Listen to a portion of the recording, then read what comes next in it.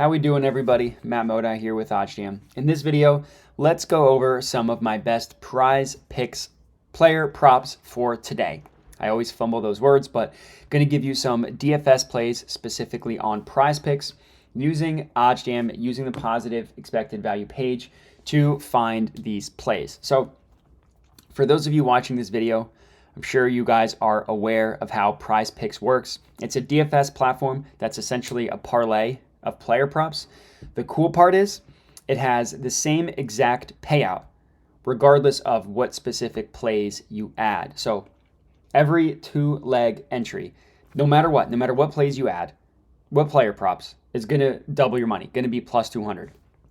A five-leg one, no matter what five player props you add, is going to 20x your money. So because of that, because it has the same implied odds, the same payout for each play, if you're able to find player props that have a high percentage chance of hitting, those are obviously going to be good plays to add to your PrizePicks. Now, I know that sounds dumb, like, oh, you want to get plays that are likely to hit, which, yeah, but the thing to keep in mind is sports books, like the actual sports books that price odds, like FanDuel, DraftKings, whatever, if they think a player prop is likely to hit, they're gonna have that be more expensive to buy. They're gonna price the living hell out of it, for lack of a better term.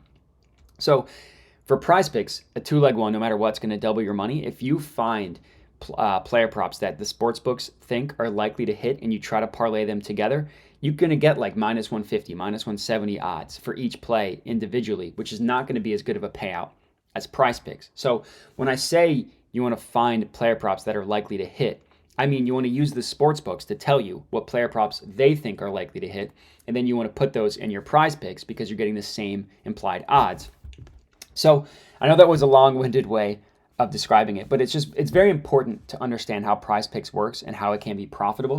And the example I'm going to give you is using the OddsJam positive expected value page. So the OddsJam positive EV page, the way it works is OddsJam back-tested thousands and thousands of betting opportunities and used that data to try and determine what sportsbooks do the best job, at pricing odds, right? Actual sportsbooks that price odds individually.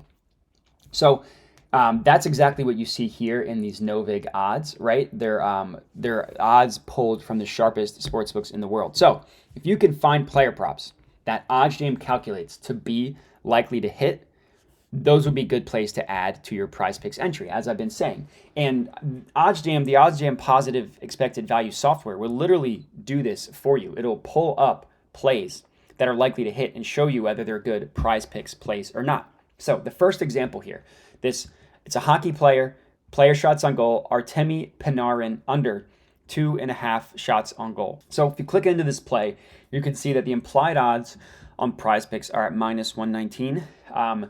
These are going to be the implied odds for every five-leg entry, which is what I have here. So minus 119, a five-leg parlay of minus 119 odds, 20x is your money, which is exactly what why this has minus 119 up here, which is what PrizePicks gives you. You 20x your money if you hit a five-leg PrizePicks entry, So you can compare this minus 119 to the rest of the betting market and look at where every other book has it priced, right? Like Pinnacle, which is the sharpest sports book in the world. In terms of calculating these no-vig odds, Pinnacle's given the highest weight, minus 147. BetOnline is another very sharp sports book, minus 147. And then look at the rest of the sports books that price odds, like the DraftKings and the FanDuels of the world, minus 162, minus 146, minus 145, minus 154. PrizePicks has the implied odds of minus 119.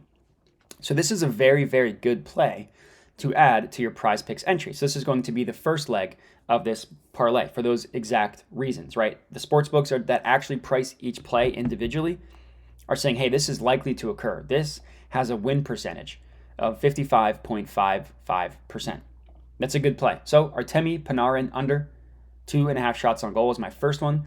The next one, similar logic, same market, different game. Shane Ghost to Bieri. I know that people used to call him Ghost, I believe. Implied odds of minus 119, and look across the board.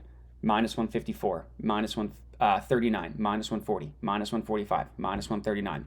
Giving this a win percentage of just below the previous one, but still above 55%, 55.19 as my second play. Next one, another hockey play. Mats Zuccarello under 2.5 shots on goal. Implied odds on PrizePicks of -119. Pinnacle, -152. Bet Rivers has it all the way at -177, which is crazy. Bet Online, -143. FanDuel, -138. DraftKings, -140. Caesars, -139. Giving you win percentage just below 55% on this one, 54.9%. But that's still 3 plays that have above 54% win percentage that we're getting an implied odds of -119. So here's the first hockey one, or NBA one, excuse me, the first non-hockey one. Trae Young over 26.5 points. DraftKings -135. PointsBet -140.